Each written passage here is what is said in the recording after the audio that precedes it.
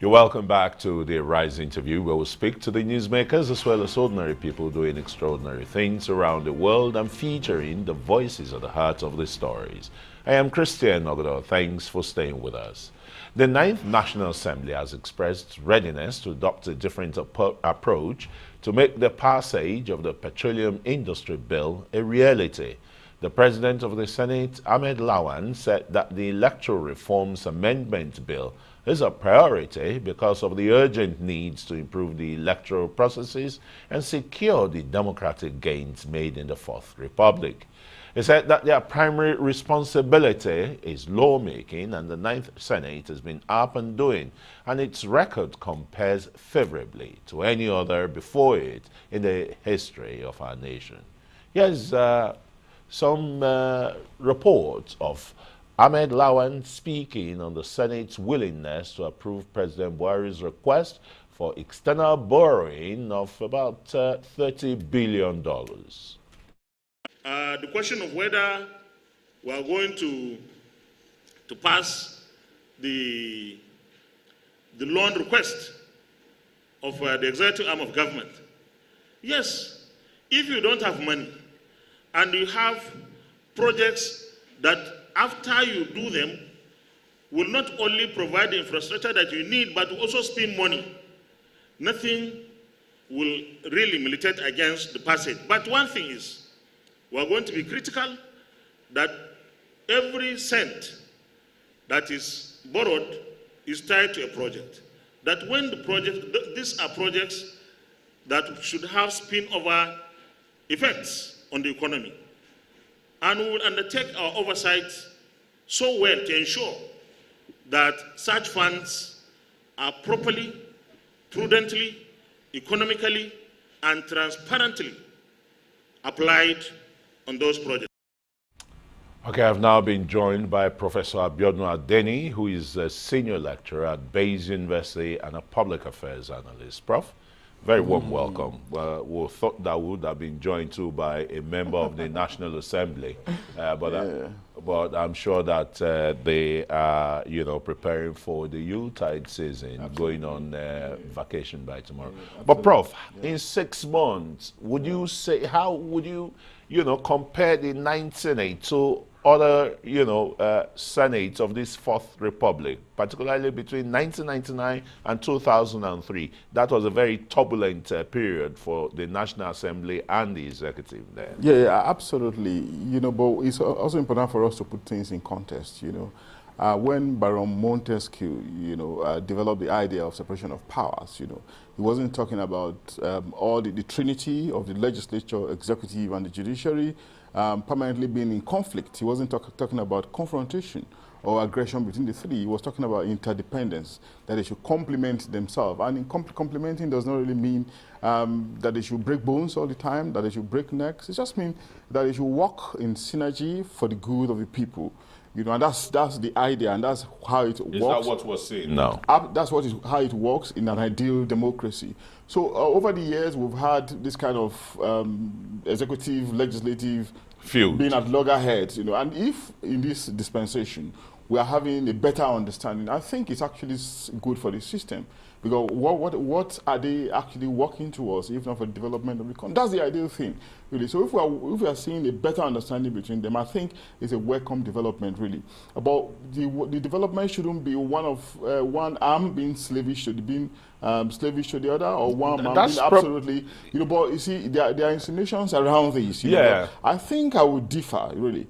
Because I don't know how I want to define it. I think I would define in the sense that I've just heard the Senate President talking about they taking critical look at the proposals from the executive, and they will ensure that all the projections, all the proposals from the executive, are properly implemented. And that's of course one of the jobs of the National Assembly. There are three legs to their responsibility, really, which is oversighting, legislation, and appropriation and representation. So if they want to do their job to the letter, like the Senate President has said, I think it's actually very much welcome. But for us to think that it's actually a question of rubber stamping, a question of being slavish, I think I want to differ a little bit from these emerging thoughts around their relationship. Christian? Well, why most Nigerians, some are saying that, look, the $30 billion, for example, loan that the government is seeking was first put before the Senate in the 8th Assembly, and it was turned down because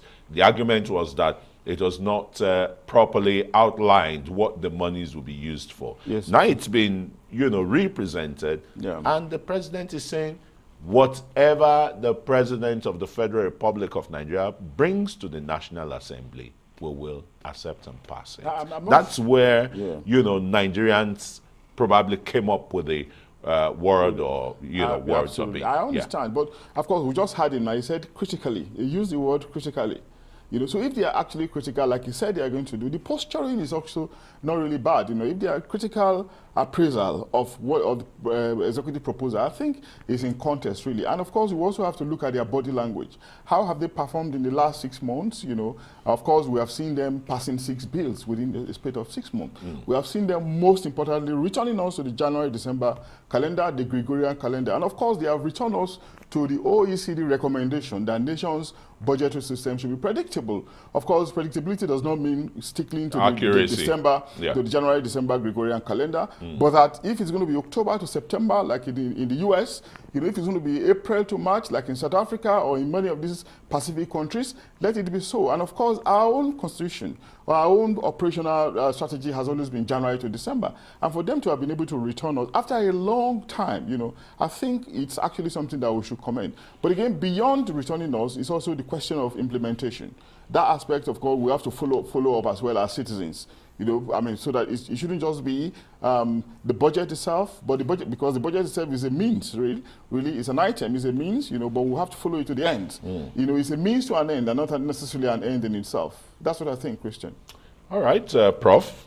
Another critical issue that worries Nigerians and that they fear, if not passed now, may affect the nation's democracy, is the Electoral Amendment Bill. Absolutely. Which Mr. President, of course, in the 8th Senate, because of the feud between, it never assented to it. People gave different reasons. So his election was coming, how can it be perfected? He gave his own reason, that the time was too short, you understand, to inculcate how this operates and the rest. That's right.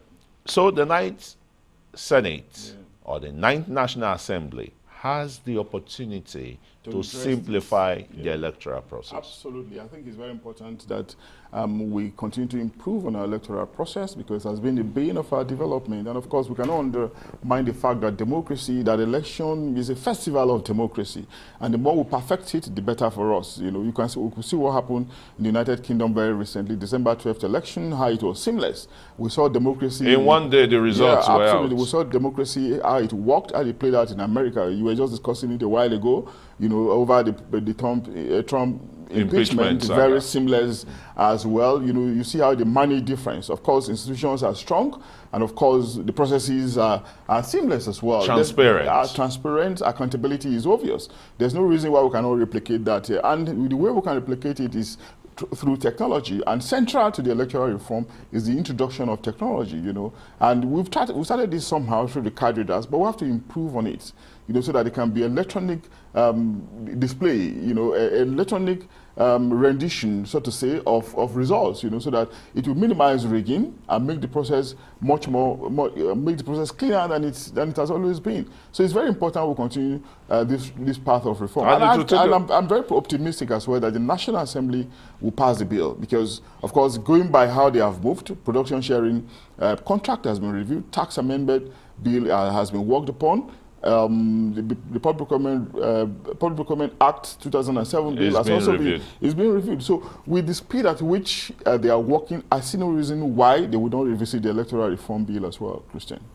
And Prof, in revisiting the electoral reform bills, everybody is just talking about electronic voting, transmission of results, to be seamless, simultaneous, from the polling units, instead of going to, collation center and the rest. That should be a thing of the past.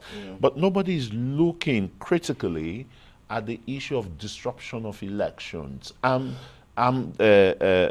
thuggery, you know, disrupting the process, disenfranchising people who want to come and vote? Well, I think we have to be taking the issues one after the other. You know, you cannot, we're in a 21st century world of increased use of technology in our affairs. And again, we have to go back to the US, where we saw how the voting took place yesterday. We saw technology at work. You know, all those processes, all those representatives speaking, they were speaking because technology was working at its optimum, you know. And of course, in any event, anything we're doing, particularly electoral process, there has to be increased use of technology. If there's a live transmission of result, of course, rigging will be minimized. But that's one step of it, really. But the human element has to be dealt with as well. And what's this human element?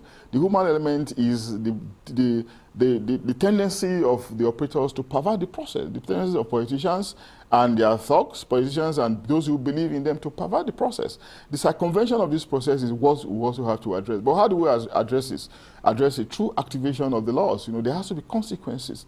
You know, there have to be sanctions for infractions on the law. And that's the point we've been making, that it's not just enough for people who have lost election to be resorting to tribunals. You know, in the post-election stage, we need to also see law enforcement agencies, you know, prosecuting those who have infracted on the process during the election process.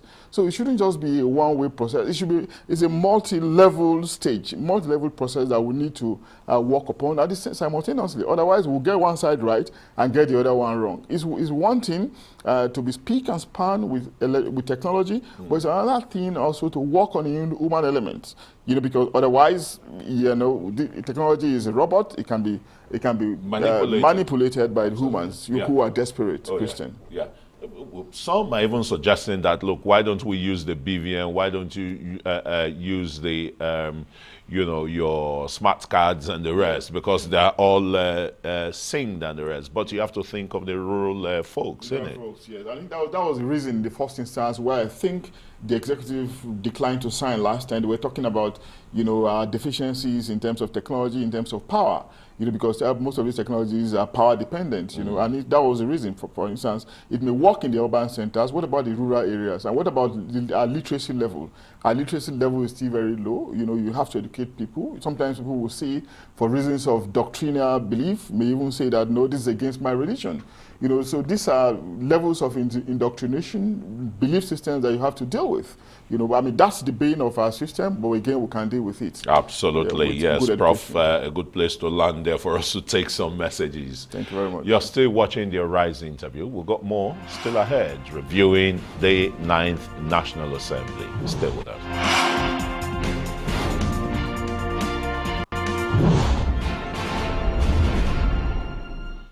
You're welcome back to the Arise interview, and thanks for staying with us. I still have Professor Abiodun Adeni here. He's a professor of mass communications at Bayes University. Prof, there's one big controversy that has enveloped not only the institution that this humongous money is meant for, 37 billion naira, for the renovation of the National Assembly, and Nigerians are crying blue mother. Absolutely. Yeah, you see, what I would like to say in the circumstance that is, first of all, it's very important for us to desentimentalize it, you know.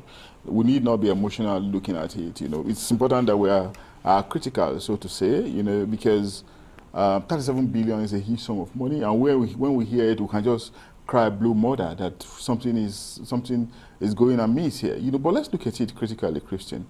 You know, as a young growing up professional in the Senate, you know, I covered the Senate, and I remember that building was handed over to the FCDA by Engineer Tibau, the French company then. Yeah. You know, by the time Abacha built the National Assembly, General Abacha. Covering it from the gallery. When rain was falling, we were always in trouble. Rain was dripping directly onto us. That was because of the poor job done. Absolutely. But I'm not sure that defect has been corrected ever since. Just give me a second. I'm not sure that defect has been corrected, you know. And of course, there were other parts that were built and all of that, you know. And of course, wear and tear. And of course, changes in cost, inflation, and all of that. Did you say wear and tear? So like the UK Parliament, for example, or the Congress, the Capitol Hill, for We're example. not good maintenance in this country. I'm not justifying the 37 billion. I'm coming. That's why I'm building a track to an argument. You know? Go on. And I'm saying that, yes, there might be wear and tear. There might be some other problems like that, and a problem of maintenance, and perhaps they allow these problems to accumulate and now they are ready to repair it. But of course, we have not had the details of how, there's no breakdown yet. There's a problem of communication as regard how this 37 billion will be spent. On their part somewhat, I think there's a problem of communication. We've not been educated enough. If we're not properly educated, we'll begin to see that 37 billion is still a huge amount of money to be invested in maintenance, when it can be deployed to hospitals, it can be deployed to education, it can be deployed to roads, The rail transportation is key. Let it go around the whole country. Factors like that. Yeah. So, but explanation is not being given. There's a deficiency in this area. Perhaps I would just say we should cut them a slack for a moment and wait until we get further explanation. Otherwise, there might be need for them to change, for us to change our decision to go ahead with the maintenance. But in terms of needs, in terms of maintenance, in terms of expansion of facilities for the legislators, it might be necessary to do those expansion. But is it going to be up to 37 million? 37 billion. We need to hear more from them, Christian. Yeah, from the argument, apart from, the dilapidating state, particularly of both chambers, is that the National Assembly Service Commission is bloated with staff who don't even have offices. The same thing with the aides to the National Assembly, the senators and the House of Reps. When we think about the problem of Nigeria, you will see that there's a lot of complication. We are a nation where we don't control our population yet. Even the population that we have, they are ill-educated. They are poorly developed in terms of skills, and empowerment. And of course, who is going to engage them, in terms of labor, if not government? So government is the biggest employer of labor, as it were, and it happens in the federal civil service, and of course, it is being reflected in the National Assembly as well. And if these people are employed, of course, they have to be fended for. Now, if you say you want to retrench or you want to downsize, there will be problem of unemployment created again. It might lead to some other things like crime and all. So we have to look at these things from a holistic point of view. Are you ready? Are we ready to take care of our people? And can we take care of the number that we have? Now we begin to develop or have a population policy so as to control the number of births that we register every year, so that our population will not continue to grow beyond our resources. I think there was a population policy during President Ibrahim Babangida's time, not more than 4 children. Absolutely. But it was not legislated on. It was not legislated, it was merely advisory. It was advisory. But do not forget again, we're in a society where cultures are plural, where religions is differentiated, and of course, if you tell somebody that you shouldn't go beyond 3, the questions can be raised that, well, I am a believer in God. God can provide for the children, even if I have 50. But at the end of the day, you find out that those children will come to 50 children. Of course, those are arguments of some people. Okay. I know you and I'm not sure we can have more than 3, 4, 5. You see people who are not even as sophisticated as you are having 15. It's not because they have the resources to take care of them, but they just believe that providence is there to take care of them. It's their belief system, and of course, who are you to question somebody's belief system? It's a question of indoctrination. Yes, I agree. And you might be looking for trouble if you go that far. Prof, there is an issue that is gathering storm right now in Akwa Ibom State. I'm sure that town hall meeting may have ended now, the siting of a nuclear power plant in Akwa Ibom State, and the National Assembly isn't aware of this. It is the executive, and maybe, with the Russian collaborators that are trying to drive this. What are the implications of such, a gargantuan energy generation? Unfortunately, we're in a country sometimes where strange things happen. After all, we're still battling to get out of the P&ID quagmire. Imagine that kind of money being charged against us, without the central bank being aware, without the Ministry of Justice being aware, without key arms of government being aware. So there's always a problem of communication, synergy between the arms of government. And of course, it has to do with the fact that institutions of states are still very weak. Individuals are still very powerful, much more than state institutions. Recording processes are still very poor as well. So these are things that we need to look at. These are things that have to be developed so that we can all be carried along in development process. Having a nuclear plant in Akwa Ibom ordinarily may not have been a problem, but of course but what is our problem? What is our issues now? Should that be a problem that we should be bothered about at the moment? And do not forget that we're in a nation in a world of interconnectedness, a globalized world, where concerns can be raised, from the West. If the East is trying to come into us to buy influence through a nuclear power plant, how are we sure that all these pieces have been probably fixed in the jigsaw before we go ahead? Otherwise, it will just put us against some other powerful interests across the world. We have that capacity because you have to look at operations, you have to look at maintenance, you have to look at all the ecological issues and the human issues away from the economic issues. Other countries are de-escalating it or, cutting it off. That's the question. That's the issue I'm talking about. And really. The National Assembly is not involved here. Yeah, the involvement. There has to be integration in governance. Communication is always very poor between arms of government. We saw it happen. It reflected in the PRID issue, and it's also reflected in this one. Controversy all over the place. The integration, communication is still very poor. And so they need to come together. And I don't see now again we're talking about the synergy between the executive and the National Assembly. Perhaps we can leverage on this. We can take advantage of this and talk to them to please come together, put their heads together, and make sure the right decision is taken with respect to this one, Christian. Yeah, the right decision to that proposed nuclear plant in Akwa Ibom and the rest. But let's look at very quickly, in less than 2 minutes, the petroleum industry bill. You still have the Ogoni cleanup. It's not even started at all. And I don't know how this bill is going to redress a lot of the environmental issues. I have listened to the Senate President's speech, not once, not twice. And I had him made reference to their determination to pass this bill once and for all. It's a bill that has lingered over the years. Don't forget, it has gone through several reviews.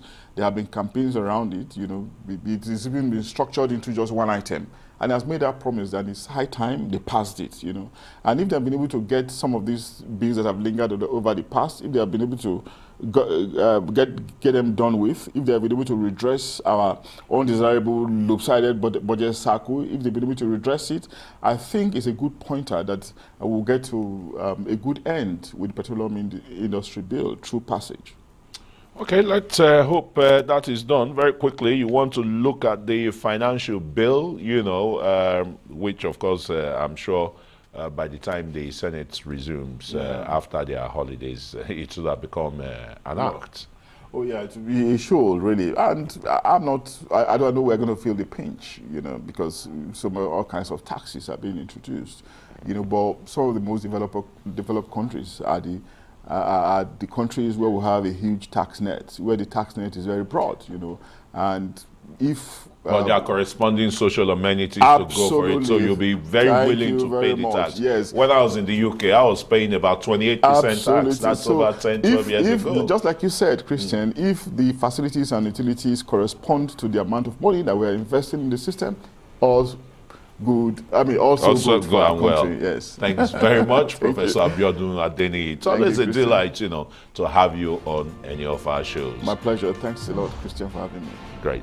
Well, that's it for this edition of the Rise interview. Do remember to join us again tomorrow. From me and the entire team here in Abuja and Washington, goodbye and thanks for watching.